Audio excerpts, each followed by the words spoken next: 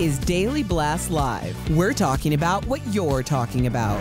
Get real. You all ready for this? Dun, dun, dun, dun, dun. No. Y'all, just stop. This is a sham.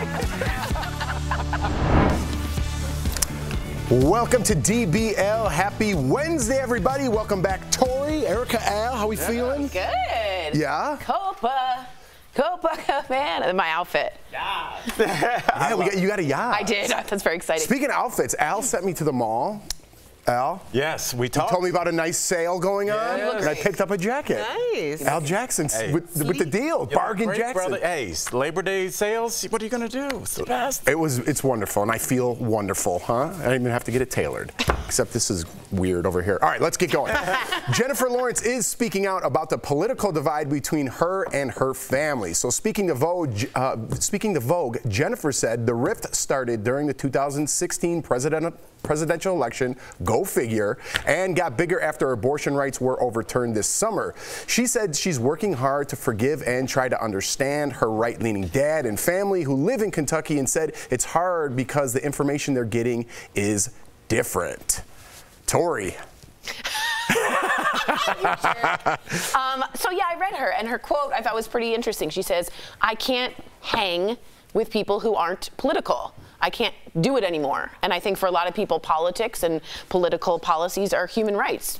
Politics and human rights to me are the same. When you're talking about a woman's body, when you're talking about your right to speak, to read a book, those are human rights. So for me, I grew up in politics, marinated in it. It's very hard for me to understand that you wouldn't be invested in some of those policies when they directly affect your neighbors, your sisters, your daughters. It sounds like they are invested. It sounds like Dad is really invested, and it sounds like she is really invested. And I think more than anything, you look at somebody as famous as she is, but look at where she's from. Her dad grew up in Kentucky and probably had a Kentucky granddad. I spent a lot of time in Louisville. I know they rolls down there, and he is a product of who raised him. And now that she's been in Hollywood for a couple of decades, she is a product of her environment. So the fact that they're clashing, Erica, is not that shocking to me. Maybe, and I want to get your thoughts on this, should she try and develop some kind of relationship with her dad that's got boundaries? Like we just talk about basketball and cooking, and just stay in that lane in order to have a relationship, or do you cut it?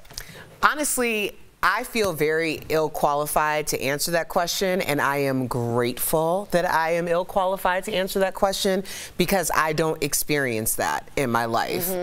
People who are in my life were very much on the same page on most issues. Now, we don't agree on everything, but fundamentally, especially when it comes to the rights and the idea of the not oppressing people, we're very on the same, we're aligned in that way.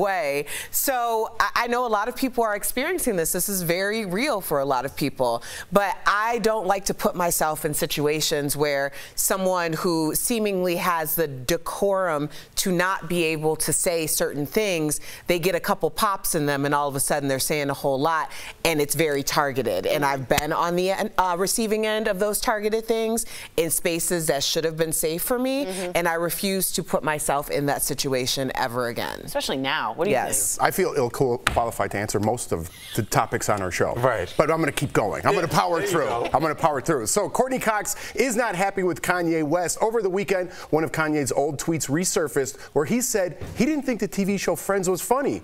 Kanye clarified that he didn't write the tweet, but wish he had. Courtney had issue with that, right? And posted on a response on Instagram. Watch.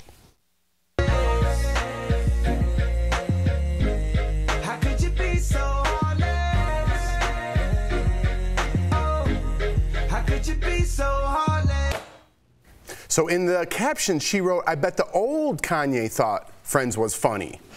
That's good. That's a good tweet. If you know the line, you know I miss the old Kanye. Yeah. I think she handled this well. And honestly, when I look at people saying that they didn't think that this was funny or they don't think that this is cool music, it's probably not for you. It's like, Jeff, I always correct my old friends when they'll be like, I don't get Justin Bieber. I'm like, he's not for you. Like, all my old friends, I'm like, what are you talking? I don't like this new Nickelodeon show. You're 51. Yes, it's not for you, bro. And Friends was not for everybody. I didn't watch Friends, but you might have watched Living Single. And Living Single might not have been funny to the people who watched Friends. That's why we have a bunch of different shows so you can pick which one you like. I'm really digging your answers today, buddy. Really? Yeah. That's I don't know. Right on the money. Very right on the accurate. Money. Yeah. I think objectively, am I wrong to say it was a well-written show? I think there was problems with it, but as like a comic, I think you can say that that's the script. Marta Kaufman, all of them. I mean, they had some big players. That was a well-written, funny script. But you're right. It's just like wicker furniture. It's not for everyone. But I think I like her response. Yeah. Because she's saying the old Kanye was better than the Kanye that's out right now. And a lot of people kind of agree with that, right? I like Kanye, I'm giving him a chance, but the old Kanye was the jam. Yeah. See, I 100% agree with you. I don't think it was about whether Friends was funny or not. I think it was about the exchange that was had, because anytime if you throw a shot, you have to expect for a shot to be fired back at you. And the way that she fired the shot, I don't care if you thought Friends was funny or not. That was funny. Yeah, right. Yeah. Like, it was cute. It was very much her. Instagram. Yeah, so I appreciated the exchange, and everybody's welcome to their own opinion. And she could have just tweeted back, check cleared. You know? Yeah, so whatever you have to say, I'm fine. I can't hear you. Every 4 months, I'll get a residual check from something, and it's like 89 cents. And I'm like, every time I say the same thing. Could you imagine what the Friends people are getting? I say to my wife, could you imagine that? Every week their mailbox is stacked up. I'm sure they're on automatic payment, but you get the point. All right. Tom Cruise is at it again. A video of him standing on an airplane is going viral. So the stunt was for his new movie, which I love this, Mission Impossible 7. Take a look. As you can see, we are filming the latest installment of Mission Impossible. And right now we're over gorgeous Florida Canyon in stunning South Africa. And action! Let's see the movie.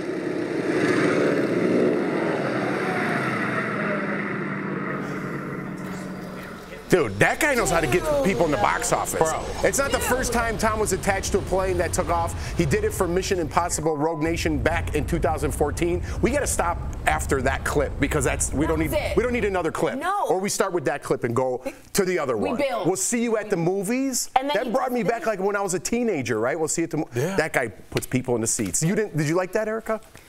I'm just now a firm believer that people are just built differently. Yes. Yeah. He's a movie star. Yes. They are built differently. Some people apparently don't have that thing. It's a gene. It's a genetic adrenaline. That makes most of us terrified to even think about or even watch something like that. Yeah. But it's just so casual to him. Like, there is something in the DNA of us all that makes us, you know what? I'm going to say something groundbreaking. There's something in all of our DNA that makes us different. Thank you for that. Thank you for that explanation. That's a good clarification. Yeah, it seems like good science. We're going to clip that. I will say very quickly, I really dislike Tom Cruise as a person, and I love Tom Cruise as a movie star. Does that make any sense? It does. Why do you dislike him? Well, what did he do to you? Oh, I find his personal stuff a little weird, and that's just he's a whole other thing. He's a whole different personality, and I've read things and done some research on the way things go, and I don't want to get into it, but what I'm saying is, what a movie star. I can separate the two. I don't. Man, he burns puppies, but whoa, I love his movies. All right. Speaking of Tom Cruise, his Top Gun sequel Maverick was the #1 film of the summer. We know this, so bringing in $1.4 billion worldwide. So are there 80s movies that deserve a legacy sequel? This is what I wanted to get to. So according to Insider, we need a sequel to the 1985 film The Goonies, but do we really want to see grown men in their 40s and 50s search for lost pirate treasure? No. My answer is yes. So Bull Durham was about aging minor league baseball players. That never got a sequel, so I don't think we're going to see one. The Lost Boys was a sleeper hit in 1987, but the vampires never returned for another movie. But there's speculation that a reboot might be in the works. Is it the Found Boys? That's pretty good. That's pretty good. That was good. Insiders say Trading Places sequel about corrupt stockbrokers could be relevant today. Yeah. We had to send in one. We're going to get to that, but that was on my list. Ooh, so I'm liking that. Beetlejuice is also on the list. And if you didn't know, director Tim Burton is already working on a sequel with Michael Keaton and Winona Ryder, so that should be coming out soon. Tori, 80s movie that you'd like to see reboot? William Golden, one of the best written scripts of all time, The Princess Bride. I'd like to see where they are in the future. Now, they did reconvene for a reunion, a group of them, and so they're kind of into it already for behind the scenes of a magazine. I think we have a picture. Okay, maybe not. But that's a classic, and it's tough to mess with classics. But I like your choice. I like your choice. Yeah, thank you. Okay. I mean, for myself, I'm definitely going with Stephen King's adaptation, Maximum Overdrive, about when all the machines took over, but we do it in a very 2022 way where it's like our cell phones and all of our, yeah, it was a great movie by Stephen King, but I remember watching it being scared, and I felt like it could have a very Black Mirror-y kind of way, so yeah, that's me. You're into that. I am going to go with 1985's Crush Groove. Yes. Okay? Crush Groove had Sheila E., the Fat Boys, Run DMC, Curtis Blow, New Edition. It was all about this record label that they were starting up. And what would that look like today? That's interesting. What would a record label startup look like today? They're running it. They're running it. The digital. There you go. There you go. Okay, so mine is. What was mine? Let's pull it. I forgot what mine was. Oh, The Breakfast Club. The Breakfast Club. Nice. Yeah, so I'd like to see what they do now. Redemption story, Bender's like in politics, you know what I mean? Oh, so you want to see it updated? Like, yeah, I want to see what they're doing now. Follows. Yeah, kind of cool. You know what I mean? Maybe a reason they all have to get back together for one more little The lunch club. No, you should have stopped. Man, you had it. You had Yeah, it. stick on 19. Yeah. All right, coming up on DBL. What do you do when someone else is paying the bills? Do you go all out? And a major meltdown at the U.S. Open. Is this kind of behavior ever acceptable from an athlete? Closed captioning provided by Hey, just stopping by to say we're taking over. We're made of this. We're taking over. You know what time it is. We're taking over.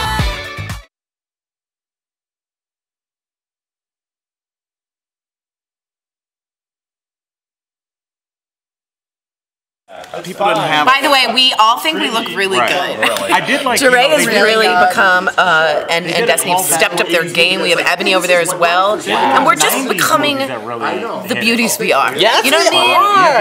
I mean, the aesthetic looks good. The colors look good. Makeup, everything. Yes, It's earlier poppin'. during the noon show, you guys look so dope as well. Pop. That's what we're looking for. It's good. I am also interested in reading a new book, so if anyone can recommend any books, DM me. I'm looking for anything. I got nothing. I haven't reid in the longest time. I've given up reading, and I love to read. And I don't know why. Also, just watch the Elvis movie. Honey, I never stopped reading. Did you? No, I just read all the girls all the time, honey. That's all. That's all. I got my library card stacked, I baby. don't. And I don't know what happened. You get busy.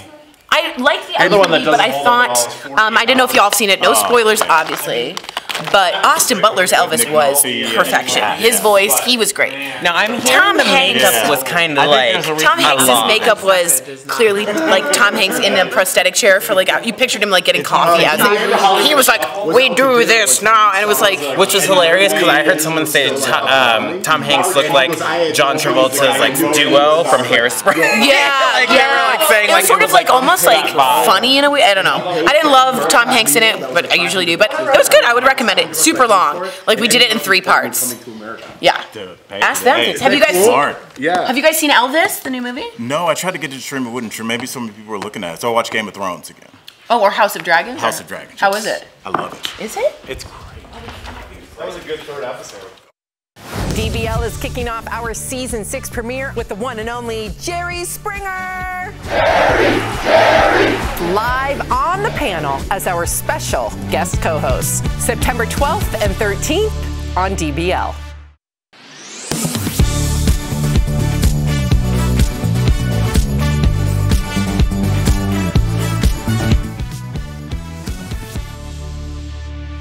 Welcome back. We don't usually talk about sports because there's too much Kardashian news, right? Nobody. But there are a couple viral videos that we have to discuss. So check out this video. Last night in Australia, a tennis player took out his frustration after losing his U.S. Open quarterfinal match by destroying not one, but 2 of his rackets. Yeah. I just look at this now and I'm just like, oh, you just need anger management. Like I would have, like 20 years ago, I'd been like, oh, it's a funny clip. Now I'm just like, oh, you just need to go talk to somebody. Or is this like a really smart sports strategy? What strategy was that? He lost. So what was his strategy? Yeah, that's not the good part. But this player has been yelling for every match, and he also complained about the marijuana smell in the U.S. Open to the ump and was like screaming. And I'm wondering if he wants to be like a new McEnroe and get some endorsements, right? He is. He's already been doing this. You know, he's kind of like the outspoken McGregor type guy in tennis, and he's very fiery. And this is kind of right in his MO, and people are starting to know his name right now. So, and he upset someone to get there. Right. So he's an up and comer, and I think we're going to see more of this. All right. Unfortunately. I wonder what his trainer thinks, because that seems like that's a recipe for disaster for a tennis player to just be banging your racket against the court. But we're talking about him. I wonder if he needed. Kyrgios is now in the atmosphere. Absolutely. I'm talking about his safety, you mean? Yes. Oh, I feel like his hands in which he makes his living. Yeah. All right. So next up, another U.S. Open video. Only this time, it has nothing to do with tennis. A YouTube star thought it'd be funny to get a haircut while watching the match. He was quickly removed by security, and back in July, he was banned from Wimbledon for life after blowing an air horn during a match. I don't know, man. Okay, first of all, that's super unsanitary. It's really gross. Imagine being right next to him and not saying.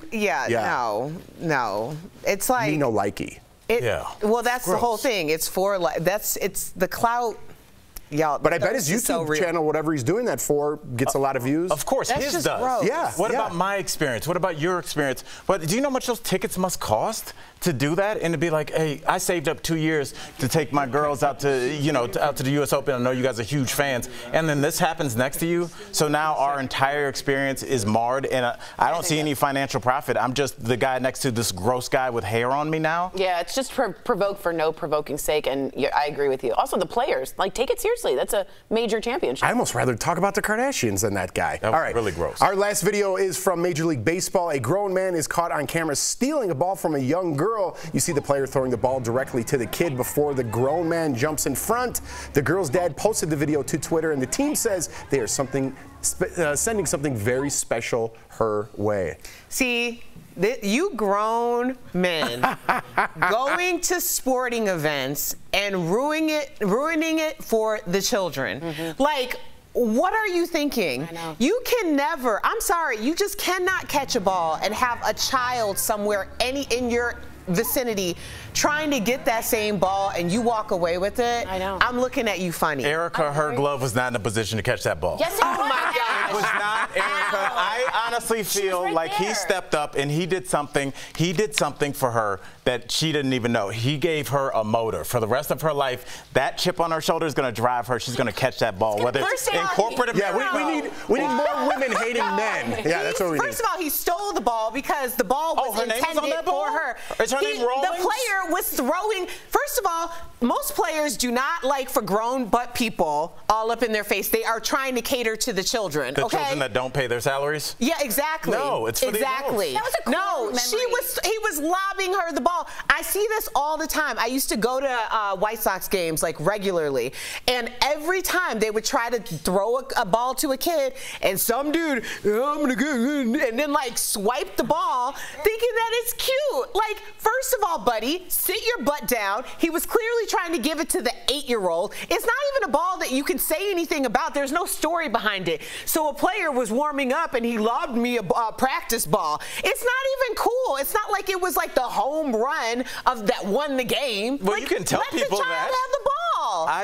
Al, you lost, buddy. You lost this one. We'll be right back. Stand by it. Stand by.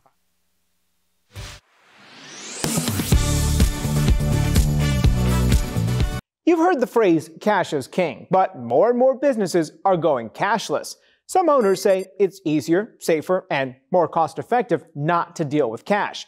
However, several social media users claim banning cash is illegal. Verified viewer Tim says he encountered a cashless concession during a trip to a local stadium and emailed us to ask if that violates federal law. So Tim, let's verify. Does federal law require businesses to accept cash? Our sources are the Federal Reserve System, the U.S. Department of Treasury, Title 31 of the U.S. Code of Laws, the Payment Choice Act, and several local payment laws.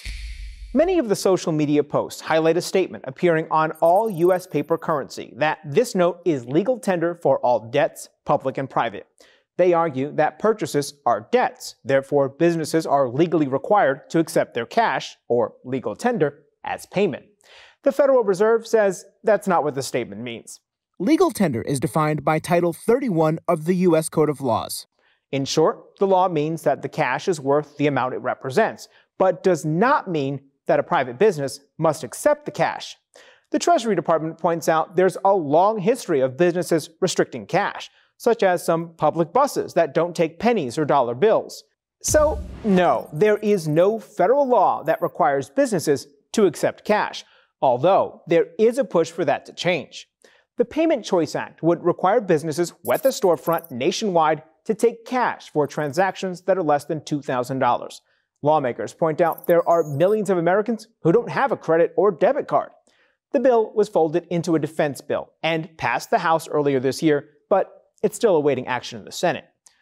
With your Verify, I'm Brandon Lewis.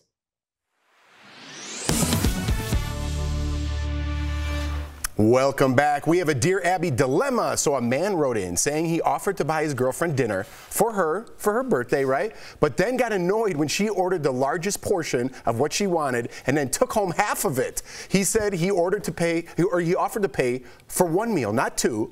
She did pay for half the appetizers and the tip, but the guy was still upset and wonders if he should have told her he was on a tight budget beforehand. Hold on. Wait. So Buddy took his girlfriend. This is the same guy who stole the ball. Or out for their dinner? It was her birthday? Okay, and she paid for the appetizers. Half. But he's mad that she got a larger portion and took half of it home. Y'all built different. Look, y'all are built so different. That's called a BRF. That is a big red flag. Is that an acronym? Yeah, I've never heard of it. I came up with it. Well, that's good. I just, in full, like, I appreciate when somebody's on a budget. You know how you tell that your partner that you're on a budget, you make dinner at home. That's the way you do it, and it can be romantic. Right. It can be thoughtful. It can be like, hey, here's how I looked up this recipe. I know you like, whatever, garlic and your stuff, so I got that, grew that fresh for this. You can make it romantic. Grew it last night. But don't go to a restaurant and first of all, somebody that's going to a restaurant pretty broke and have been on a date like, oh, that's $43. Oh, what's market price? Stay away from that. So, I definitely think that he knows his budget. Oh, yeah. Why are you in that restaurant, Tori? Because apparently he doesn't have any social etiquette. He assumes the problem, and it's her birthday, which is even worse. Yeah. Like on my birthday, I'm going to eat a larger portion. It's my birthday. And have more to take home. I think that's normal. I had an ex who we went to this really, really nice restaurant, and I was like, oh, okay. So we ordered this appetizer. We each had a martini, and I was like, oh, what are you getting for your meal? And he was like, well, actually, I thought we would just have this appetizer and these two martinis. Oh, no. And I was like, oh, okay, cool, because that's where we were. Like, this was great. This was a great experience. I'm glad we were here. He was very honest before I start taking off ordering stuff. Sure. And it wasn't an issue. I don't know. Like, just be honest. Don't go to that restaurant. It's not a food museum. You don't go there to go, this is a great experience. I want to eat. So let's go do it. But it was really great shrimp. It was their famous shrimp cocktail. Yeah, I want a meal. I'm hungry. I'm hungry now. I want to be in the vicinity of good food. I want to eat it. I'm buying. All right, we'll be right back. Promotional consideration is brought to you by a security warning for Instagram users has gone viral, claiming that an update to the app allows people to find your exact location. The post urges users to turn off their phone's precise location feature, so the app doesn't share a user's specific location through their geolocated posts or stories. So let's verify. Does an Instagram update change how precise your location appears to other people? Our sources are Instagram, Apple, and Google. Precise location is a phone setting that lets you control location access for all apps. It's been around in Apple and Android phones for more than a year now. Here's what the setting does and doesn't do. When you post a picture or a video to Instagram, you can search for and add any location as a geotag. It can be as specific as an exact address or business name, or as vague as a state or a country. The precise location setting does not control the location information that's shared out on a post. Let me show you what it actually does on my iPhone. I have location services and precise location turned on in my phone settings for Instagram. Now, when I post a picture, I get a bunch of specific locations to choose from to geotag my photo. like the restaurant here on my block. Now, if I turn off precise location, my geolocation options are much less specific. Instead of the restaurant downstairs, the app suggests the neighborhood or the city that I'm in. And if I turn off location services altogether, the app doesn't suggest any locations for me to tag, because it doesn't actually know where I am. In all of these examples, it's up to me to choose how much information about my location I want to share on my post. Prior to these updates, location sharing was all or nothing. That means that an app like Instagram got the same location information as an app like Google Maps. After the update, you can now turn off the precise location setting, giving you the option to share generalized but not precise location information with apps like Instagram. Instagram addressed these viral claims, saying, "To be clear, we don't share your location with others. Similar to other social media companies, we use precise location for things like location tags and map features." So we can verify, no, there is no new Instagram update that changes how precise your location appears to other people. With your Verify, I'm Ariande Till.